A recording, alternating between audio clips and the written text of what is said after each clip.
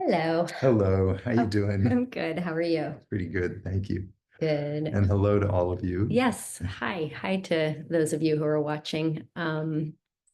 And welcome to our conversation about the shadow. I'm so excited to get to do this Me with you. too. Me too. We so rarely get the chance to just riff on the shadow instead of giving a very structured, prepared presentation. Yeah. And I think the shadows will really like this, that we're opening Yeah. it up for improvisation. Yes. Our shadows. Yes. Yes. Our shadows will like this for sure. And yeah, it feels really liberating to get Yeah. to be off script with you. Yes. We were just talking about we get a lot of questions. The foundation of our partnership is really our mutual shared love of the shadow. We're just both pretty, I don't know, are we zealots? Are we Fanatical. fanatics or Crazy fanatics? people. Yeah, we love the shadow. I would call it the highest yield tool in my chest to help patients, clients. It's just an incredibly potent psycho spiritual resource. Yeah. And anyway, so today we thought we would just have a casual conversation, which we don't really do a lot of. And by the way, in the future, if you watch this and you want to send us questions, we'd love to answer your questions. We've actually come, so the structure of this conversation is that we're surprising each other with questions and just going to do some riffing. So thanks in advance for watching. I have no idea, by the way, where to look. I feel like I don't know where the camera is. Oh, the Anyway, camera is here. it's there. Okay, Yeah. so that's where we're looking. Yeah. Okay. Yeah, exactly. Um, Although it's so small, it doesn't really it matter. doesn't really matter. Yeah. Okay. Um, okay, well, who starts? Let me ask you what it's like for you as a practitioner to sit in a room with someone who's interacting with their shadow, because of course their shadow is invisible. You don't Mm, know that it's there in the mm, room with you. And yet my guess is that you can sense its mm, presence in some way. So mm. what is that like?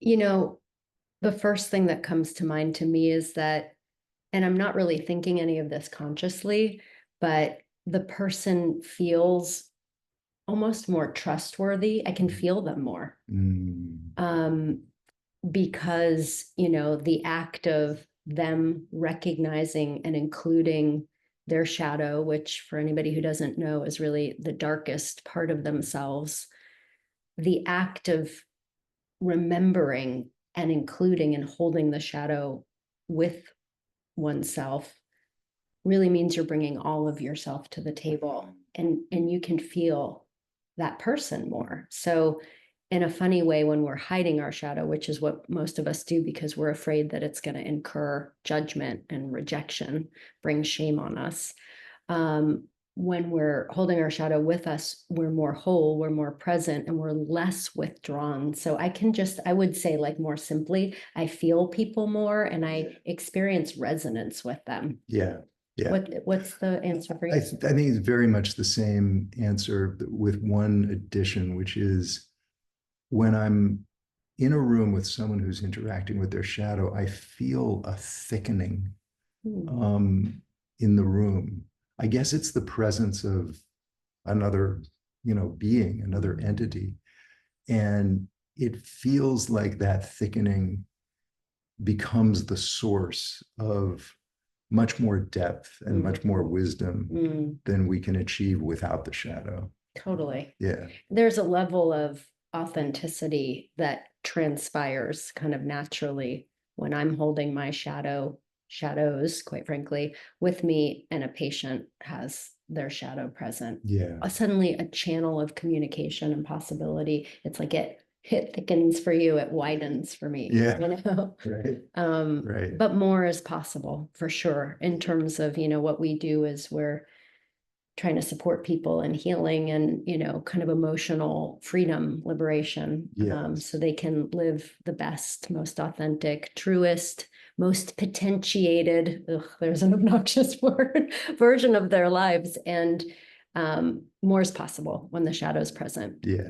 It's kind of a big secret in a way for anybody who Yes. doesn't know about the shadow, because again, the natural human tendency and inclination is to want to hide the part of us that we're ashamed of. So we hide it from the world, and then we're actually blocking intimacy and connection because, again, we're like at war with ourselves. Most people don't know they have a shadow, and they don't know their shadow, but they have a part of them that's hidden from themselves and they're hiding from the world, and it blocks, blocks authenticity. Yeah, I think it's also just a natural assumption that people make that your shadow is just in your imagination, quote unquote, and that its presence couldn't really be felt, as a felt presence, but it can. You get to know this when you're a therapist, that when the shadow is present, you feel its presence in the room with you. We do a really fun exercise at Omega when we teach our week-long shadow workshop at the Omega Institute, and we have people practice, we call it split screen attention. So being in conversation, we have people split into small groups and practice talking to the group when they're actively hiding their shadow. And then when they have their shadow kind of in the foreground, like front and center in their own mind, and they're including their shadow, they bring their shadow to the party. And it's amazing how different it is. We get these reports back about, who people, what they sounded like, what their presence was like without their shadow versus, with it. And it definitely a big difference. It's substantial. It's a big, big difference. Yeah. Because when you disown this part of yourself and don't include it in interactions, people feel it. They can feel that you're withholding in some way. And it feels untrustworthy. That to me goes back to that. I don't think anybody's thinking this stuff. This is all at the level of instinct and, dynamics and energy, like interpersonal dynamics. But you feel someone who is at odds with a part of themselves. The funny thing is so much of our work, kind of on a more operational basis, is about helping people actively bring their shadow with them, especially when they're going into risky situations where they would be inclined to like doubly, triply suppress their shadow. I don't know, the thing that's coming to mind to me, because it's such a kind of great hallmark example of something that everybody faces, but it's such a magnified version. It's like if you're working with an actor who's going on a talk show, and the whole world is going to see that, that conversation, or I guess not the whole world, but a significant, percentage of people will see that conversation, and then all that anxiety, that performance fear, which again is kind of with us as humans at all times. If we're being honest with ourselves, we often are trying to present a certain way. We care a lot about what people think of us, other people's judgments, expectations, wants, needs, desires. And so when you have people actively, like in that example, an actor go into the conversation and have their shadow with them, it always goes so much different. Better. And again, there's an authenticity that comes through that, I think makes people feel connected, right, to them. And, all of us, again, that's just an extreme example. When I learned about the shadow, in fact, I practiced it on my patients. When I was talking to them, I would just bring my shadow to the forefront. And most of my patients didn't know what I was doing, but they started commenting on how much more present I seemed. And that was clearly my shadow. Yeah, I feel like I have so many more things to say. I mean, again, I'll say this. I was going to take a left turn and ask you another question, but one of the things that you shared with me when we first started working together, which was a really mind-warping, mind-bending concept at the time, was that when you don't know, like if you're coming up empty-handed in the face of a, patient's problem, challenge, you'll just ask your shadow in real time. And I'm like, wait, what? First of all, you sometimes don't know what to say, like that was big. It was a very shadowy admission. But this idea that you could tap into a different mode, dimension of your own intelligence, which is really what the shadow brings. And it's amazing, not only that the shadow is there to be consulted with, but that it so often sees things in a much, much deeper way than I do. Like almost every time I would consult with my shadow in the middle of a session, it would be like, how did you even come up with that? Yeah. You know, like Yeah. he's thinking in ways that are way beyond me. Yeah. Will you tell the story? You tell it in our workshop about the guy who came to you and was so buttoned up and like Yeah. closed down emotionally. Yeah. He was, I don't know if he was an accountant or he was just like an accountant, but you know, just sort of unemotional, shut down. Yeah. Um, No, couldn't, no hate for the accountants no, out there no, in the no, world. Yeah. no, But it was just like it's a a stereotype. stereotype. But Yeah. Yeah. yeah. I think he was an accountant actually, but um, and I was having trouble even understanding like what his problem was, what it was that he wanted to talk about. And so I don't know, about halfway through the session, I was so frustrated that I turned to my shadow and I said, "What the hell do I do? Like, this is going to be a complete waste of a session if I don't do something." And he said, "Look at his eyes." And I looked at his eyes, and sure enough, in my mind's eye, in my imagination, I saw a single tear come down from one of his eyes. And I saw that as a sign. And I said to him, "Listen, I'm not sure what's going on with you, but I get the feeling of tremendous sadness." And he burst into tears and started to talk about, what was really going on with him. And I think my shadow saved the day. Like I never would have come to that on my own, not in a million years. That's such a beautiful example. Yeah. And so out of the blue. Yeah, it's amazing. So the shadow knows things that we just don't know. Yeah, picks up on. Yeah. Yeah, nuances. Okay, so can I take a left turn and ask you a question? Yeah. So you've been talking openly about your diagnosis a little over a year ago with LBD, which is Lewy body dementia. And since the diagnosis, pretty much, I think at the same time, like you've become a poet, really, like officially. Oh my God, that's a great reaction. Well, you have. I know, it's crazy. I've never written a poem in my entire life. And all of a sudden, after I get diagnosed with a deadly disease, all of a sudden I'm writing poetry. Like how many, you told me how many poems, basically? I lost count, but I know that there were like 50 in the first like 2 months. I mean, it was unbelievable. They're quite beautiful. Thank you. They're quite beautiful. appreciate And you've been sharing them at our, at your shadow workshops and Right. some of ours. And I guess my question for you is, in many ways, getting a deadly diagnosis and losing the brain that you've Yeah. known Yeah. your whole life could be the worst chapter of your life. Yeah. Meanwhile, it seems that, and correct me if I'm wrong, I'm sure there's a lot of hardship and challenge and struggle, but it also seems like you're experiencing, again, like an incredible renaissance. Yeah. And getting access to, poetry and I don't know, flow, creativity, communication at a level that you didn't have access to before. And so I don't know, could you share a little bit about what's going on for you and what that's been like, what's happening, and also perhaps how it relates to your shadow? Yeah, sure.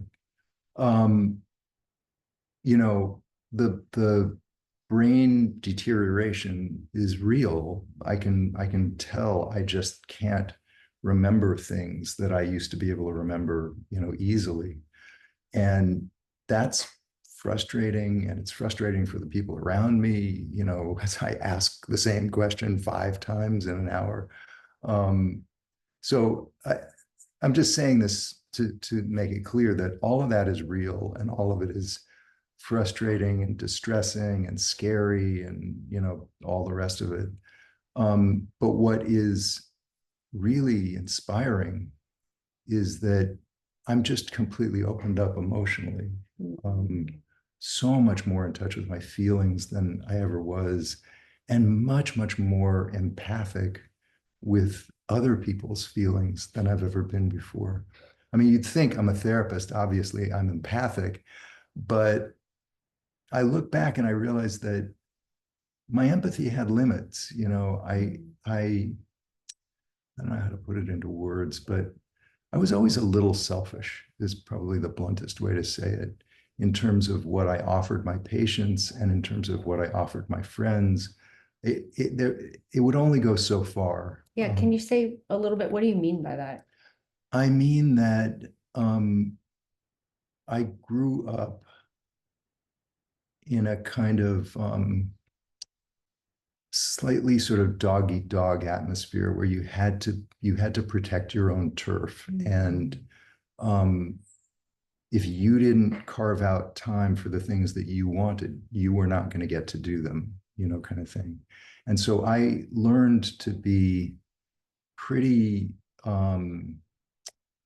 just selfish and self-protective in terms of the time I spent with people, the time I spent dealing with their problems, you know, et cetera, et cetera. You know, I remember Phil would always criticize me for being selfish.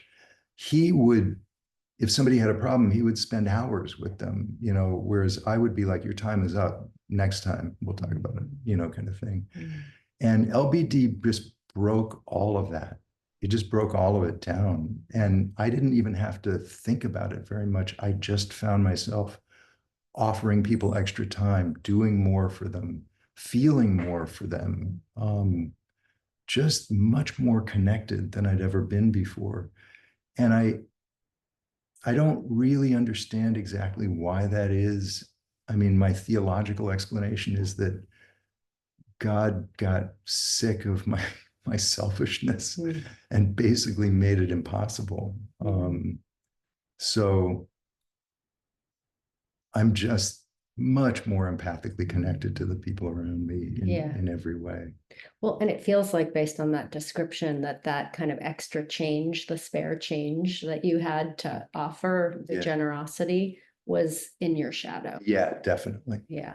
Definitely. Like the survival coping mechanism and program that you developed within as your ego self was, by the way, sounds very boundaried. So that sounds like an upside of, you know, but I hear what you're saying. There was something really missing that you didn't know. That when people used to tell me you've got good boundaries, it always sounded like a condemnation. It was just like, yeah, you sure have good boundaries. Yeah, Jesus. Wish we could feel you a little more. Yeah, exactly. And like get a hook in you somewhere. Exactly. And all of my friends in one way or another would criticize me for that. And they were right. Yeah, it's that withholding thing that we talked about. Yeah. You were withholding something that actually has given so much to you. Is like, isn't that the headline? It's like you happen to be giving more away, but it's coming from finding a part of you that the disease. This last stint at Omega, I found myself revealing that there was incest in my family and that I was actually the victim of it. Which is, first of all, a revelation I never would have shared with anybody. I mean, it's too personal, it's too horrifying, frankly, to talk about. And later on in the week, a woman stood up and revealed that my revealing that enabled her to stand up and reveal the incest in her family. And I found that so touching. I mean, I almost started to cry at the moment because it was like, oh, that's really a big part of change, is if you can reveal what's happened to you, then someone else feels comfortable revealing, you know, what's happened to them. And it was so meaningful to me. It's incredible. And that never would have happened without LBD. Without LBD. No way. It's so interesting. Yeah. So it's been a tremendous gift. Tremendous. Yeah. Tremendous. Yeah. Wow. That's cool. And you're writing a book. Right. About it. About LBD and the changes that took place in me, and how basically it's about how LBD somehow connected me more to God than anything else has in my life. It just really forged the connection really strong. And I'm just going to say, because God can be an alienating word for a lot of, you know, modern people. My definition of God is just that which is bigger than the ego. Exactly. So whatever is, you know, bigger than our ego, conscious waking identity, and basically also our survival program, the lens we see the world through. There's so much more to the self to Yeah. humans. Yeah. And we're really hooked up with so much more Yeah. that, yeah, becomes available when you. I was going to ask you, Yeah. you seem to have an almost naturalistic relationship to a higher power. Did that come from your, I'm assuming it didn't come from your childhood or your background or anything. How did that develop, I guess? And what do you, I just want to make sure I understand, what do you mean by naturalistic? You seem conversant in when you talk about a higher power, it sounds like someone who's had a lot of experience actually connecting to it. It's interesting. I would say that I've never had a problem with believing. I've always had kind of a felt impression and experience. Like that has never really been, and I didn't, well, that's not true. I went to a Hebrew day school from 4th to 8th grade. So there was some dogma, but I'm not like, I wasn't scarred. I see a lot of, patients who have religious backgrounds that really, caused a rift between them and anything bigger than the ego, the human ego. But I didn't really, it's funny, I almost wonder, I know, so much of the philosophy behind the tools comes from the work of Rudolf Steiner. And I had 1 year as a preschool student in a Waldorf school, which is Rudolf Steiner informed. And I don't know if that had anything, it was so visceral. It's such a beautiful framing of reality, and I got to taste that and feel that there was like a grazing of something that really took root inside of me. So the belief in something, that's always been like, no problem. But lately I've come to understand that it's been very mental for me. My experience, like I can just be like, yeah, of course, there's like something bigger than the ego. There's a right brain. There's the unconscious. I love, there's a TED talk by Jill Bolt Taylor.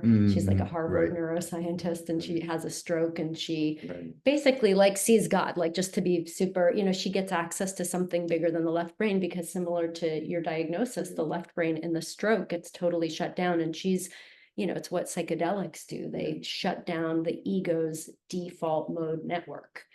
Anyway, point being, I haven't really had a hard time with the concept or surrendering to that, or even just feeling it. Well, that's not true, but it's been lately, I've realized that it's very mental for me. And the feeling of some kind of, so you have trouble trusting. Yeah, like there's a tool, one of the, it's in the first book, Grateful Flow.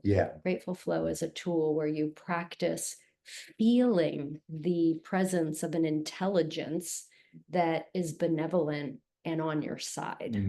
And I realized like that's been kind of the next frontier for me, is not just a kind of mental construct idea of a God that I have faith that things will get better, or, like that. The next level is really feeling, I feel like you're good at this actually, like connected to the presence, like I'm held, like I'm secure, that I'm taken care of, in a way that is, I don't know, more present and immediate. We've been talking a lot about this, like the practice of developing that muscle. I mean, the thing that I find interesting, I'm working on my book, and I was just writing about how faith is a muscle.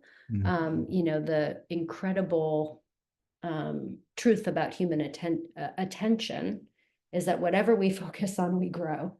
So we've been talking about like our practice of, it's like a tool, right? Calling in and experiencing, like almost reestablishing the neural pathway that connects us to a, palpable, visceral, sentient experience of a higher power.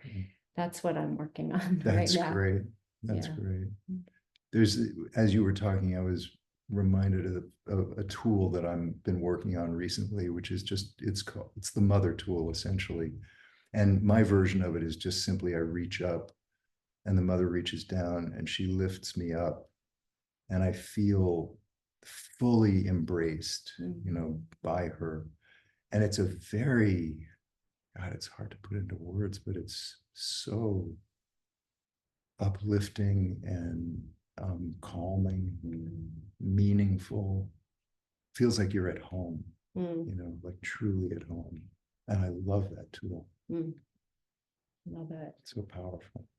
Yeah, I feel like, the tools, our work, relies on, taps into the power of imagination, Right. directing attention, and then these resources, invisible resources in the unconscious tools kind of are the gateway to that.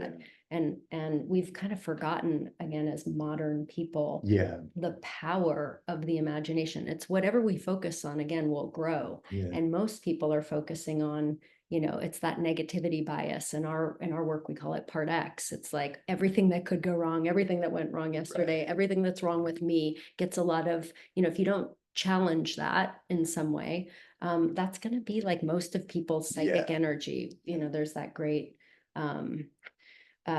statistic that we quote, about from the National Institutes of Health. Thinking. Yeah, on negative thinking. Like negative thinking for the average person is like 80% of their thoughts, 80 to 90. It's but horrifying. It's horrifying, but the even worse statistic is that 90% of our thoughts are redundant. Yeah. So if 80% of them are negative, we're thinking the same thoughts every day. But again, tools help you kind of, I think of it as like manhandling your focus and attention onto other truths that are equally true. Yeah. That, again, your mother tool that you just shared, if you practice that, that's just a neuromuscle, and that resource is actually there to be felt. But we've really forgotten that in 2024. Yeah. And the wonderful thing about the mother tool is that it doesn't use thinking to combat thinking. Yeah.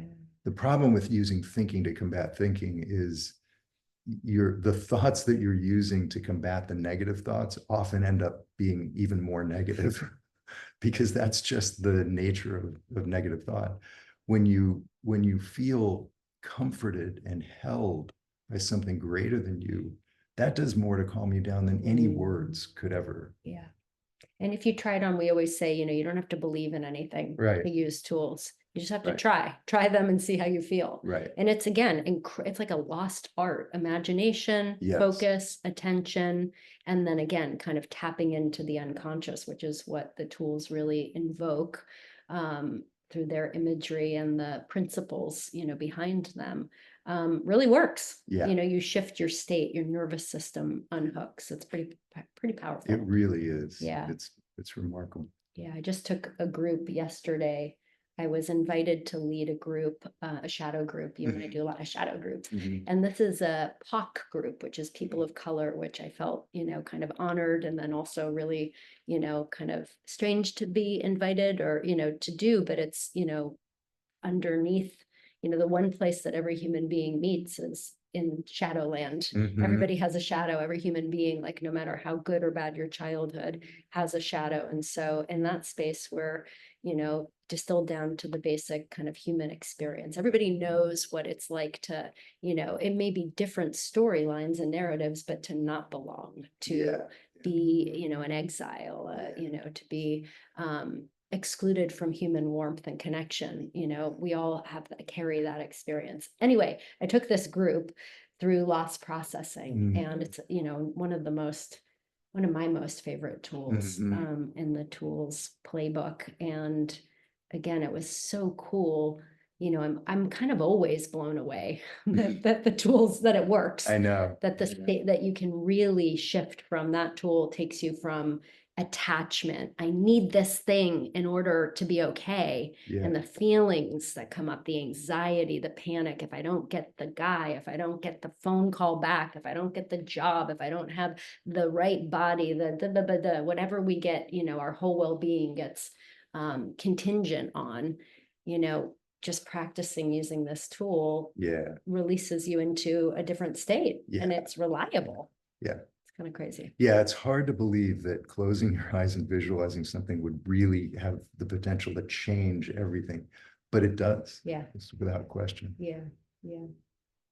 It's just something you have to experience again and again in order to believe in it. Can I ask you like a way more, less esoteric, way more, I don't know what, just based on your history. So you are 5 decades into practicing as a therapist, 4.5? Let's see. Yeah, 4. for like 40-ish years. Yeah, I think so. That's amazing. Yeah, it is. So like you see, Horrifying. you're born again every time, aren't you? No, I thank God I do what I do Yeah. because it's so, it is enlivening. Yeah. Yeah. I mean, I'm always like, wow, I can't believe I get to call this Yeah, work, yeah, you know? me too. But you know, I mean, I know, and I'm so much, you know, younger in the profession, not younger, that sounded horrible, It's but okay. I'm earlier, something Right. more nascent, I don't know, blah, blah. But I see patterns, right? There are patterns that people come in the door, and no matter like what their, you know, their career or their age or their gender, there are these themes that emerge while being human, right? So I'm wondering like, what are, and not to put you on the spot, and to answer this any way you want to, I'm kind of thinking like, what do you see as the biggest challenges that really, you know, rankle human beings? Like, are the problems that humans suffer with? And is there a correlation? Like, what do you find yourself giving out as like tools? You know, what kind of cuts through across all humans as like, is there something like that? Maybe that doesn't even I'm not fit. sure I can answer that. The one thing that comes to my mind is something that may not really be an answer to the question you're asking, but an answer to a different question, which is, I just believe that this is a time in human history where the predominant way in which Part X is attacking us is in it's getting people to be addicted to ideology. So, and it wants people to be as rigid as possible so that eventually people can't even talk to each other. And I see a fair amount of it in my practice, not a lot, but I see it, you know, popping up here and there. It's worse, I think, with young people, not because young people are bad, but just because I think they fall sway to it, you know, more easily. But the goal of that is to create a society where nobody can talk to one another and no one can have a heart connection to one another because they have to pass an ideological litmus test in order to get your respect or your love. When you say the goal, you mean Part X's Part X's goal. goal. Yeah. Yeah. Yeah. Yeah. And that's going to be a problem. Yeah. And so how do you counteract that? You know, one person at a time. It's not a very effective method in terms of reaching a lot of people, but I also feel like if you can change one person, you can change the world. So, and you try to get people to open up and get past their ideological blocks or explanations of things and really try to get them to relate to other people from the heart. You know, what do you think that person was feeling at that moment? Is a great question. Yes, I know you virulently disagree with what they said, and you may be right, but what do you think they were feeling at that moment? You know, that's what I wanted to understand. Like, so if you're faced with somebody whose ideology you find, you know, like destructive and offensive, like on a really, really core, like it feels like it threatens your survival. Because I feel like that's what's happening right now on the planet. It feels so heightened. Yeah. So I'm faced with somebody who feels like a threat to me, just in their words. Yeah. You know, but it feels like death could happen right there. What do I do? What I do is I ask myself to use my sort of clairvoyance, my ability to read people. And I ask myself, what are they feeling deep inside? You know, one way to sort of codify that and make it more specific is I try to see their shadow and I try to see what's going on with their shadow, because very often the surer and the more confident they appear on the surface, the more lost the shadow is and often feels completely alienated and lonely, actually, because the ego has cut off all kinds of connections, you know, with people. And then I just try to approach the person from that point of view. Like, so I'm picking up that you're kind of alone with all of this. What's that about? That's interesting. And yeah, 5 out of 10 times the person will say, fuck you, asshole. But if you can get the other 5 out of 10, you can make progress with somebody. Yeah. That's interesting. Is just even practicing seeing somebody's wounded shadow. When they're spewing at you. Yes. It's the best time to see their wounded shadow because they can't see it. And it's so obvious that it's there, or else they wouldn't be spewing so vehemently. When the emotions are that heightened. There's some part that must feel threatened. Must feel scared. That person. Yeah. And we talk a lot about like, if you can't, it's healthy in moments like that. Sometimes there is no engaging because your own part X will get activated and you just can't not lash back out. So in that case, you can even just, there's another tool, right? Active love, where you can just vibe out love to their shadow. Like you don't have to like them or the presentation or, how, or their ideas or the energy, right? Because we talk about it, they're kind of possessed by a primitive, force at that moment that is coming as, aggressive. It feels really aggressive. So you don't have to like the person, but underneath that ideology and that aggression is always what you're saying, a wounded part. And it is, I think it's activism. Even if you disengage and you walk away, to just send love to that wounded part. And at first I thought that wouldn't do any good, but what I discovered over time is that that's the only love that wounded part is getting.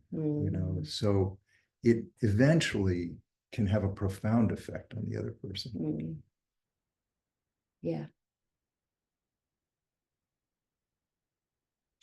These are strange times. I know. I'm glad we talked about this though, because that was one of the questions I had, was actually like what tool what do you would recommend to kind of like create inner stability or security in times that feel so volatile.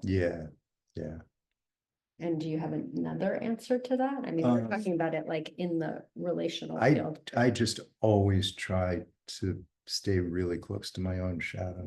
That's the main, that's my main go-to, that for me creates a sense of balance, in the sense of like, I'm okay no matter what. As long as I'm okay with my shadow and he's okay with me, we're good. I love that. I mean, I think of it as, I often say to my shadow, we don't have to earn anything. We don't have to prove anything. Beautiful. Because, and I've got you. And I don't care if we're seen by that person, if they understand us. I have to practice this because honestly, if left to my own devices, just as an ego, I care way too much about what everybody thinks. Like I want everybody to like me and I want to be in agreement. Those are like, that's my ego's agenda. And again, that comes from like survival times. It's like the need to be in agreement will take over. And so I have to actively tell my shadow in the presence of someone who I feel, victimized by or judged by, we're good. And we don't have to earn anything or prove anything or be seen. I've got you. And that really helps create like internal safety for me. And then I know what to do next. Like I have to do that as an action. Like it's an active connecting to tuning into my scared parts from the past. And I can't really decide, do I try to talk to this person or do I just, get out of the situation until I've done that piece of work? That's beautiful. Anything else? Sometimes it also helps to just throw a bomb into the, like we had a gathering. You don't mean that literally? Not literally. Just want to make sure. But we had a gathering in our backyard and it was mostly West Side liberals, not to downgrade anybody, but and I'm a West Side liberal, so but they were complaining about everything, just everything. I can't remember exactly what it was, but it was politics, it was society, everything wrong. And I got so fed up with just the negative tone. I don't know, there's something about liberals in particular complain, and I'm a liberal, but that's just worse than other people for some reason. I don't know. Maybe because they just get so self-righteous. But Yeah, anyway, say righteous. yeah. Maybe. Yeah. Anyway, I just couldn't take it anymore. And I just said, I think I try to remember the wording of it. I said, listen, everything you guys are talking about is correct. I totally in agreement, you know, et cetera, et cetera. But isn't it great that we live in times where the eternal feminine is incarnating right before our eyes? There was dead silence, just dead silence, which made me feel good. It's like, okay, you silenced them. That was great. Oh my God. And then they started to argue about how bad it was for women, you know, et cetera, et cetera. And I just said it again. I just said, yeah, I get it. You're right.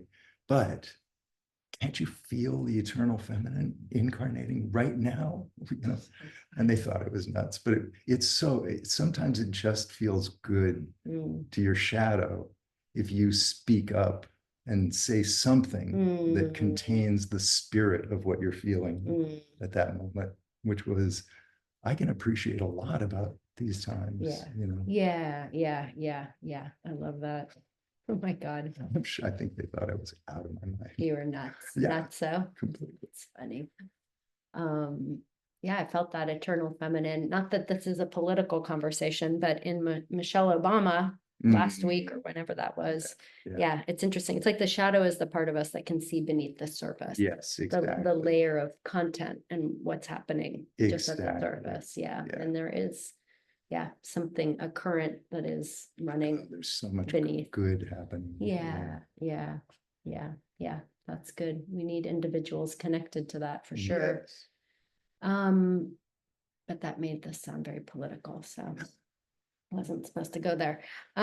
Anything else? We've been talking a long time. I'm just going to say that out loud. Yeah. So do we want to talk? Because we're going to do more of these. Yeah. I think this is good for now. Yeah. I think the rest of the questions are going to take us pretty far afield. Yeah. No, I think it was good. Yeah. Good. I mean, it was fun. Yeah. That was our goal. Yeah, definitely. Our goal was to have some fun. Exactly. And get to talk about something we love. Yeah, and it felt very spontaneous and unscripted. Well, we don't get to do a lot of that. I know. Yeah. It's so nice. Yeah. So this was good. So let's keep doing it. Yeah. Okay, cool. That sounds great. All right. So should I turn this off? Yeah. Let's see. There, I think. Right. God. Oh, you know what? I just realized you could go there and pause. Oh, good.